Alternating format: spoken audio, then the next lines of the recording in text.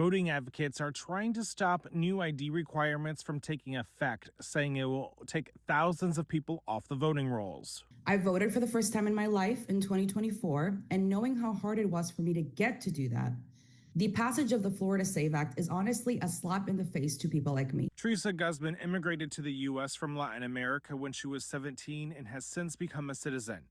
She's now part of Florida Rising, which is suing the state and local supervisors of elections over new election reforms. The biggest provision in the law requires voters to prove they are legal citizens with a photo ID. The idea that I have to further prove myself to this government after doing quote unquote everything right or quote unquote coming in the right way.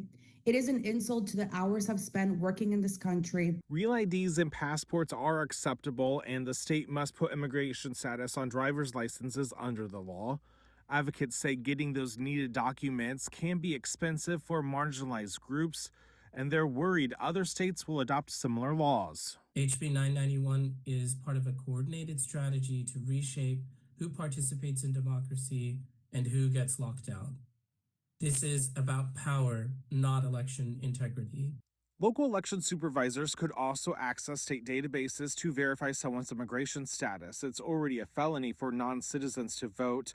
Immediate past president of the Florida Supervisors of Elections, Travis Hart, says the new law is another layer of protection. There's multiple steps in the process, so we're not just eliminating people immediately.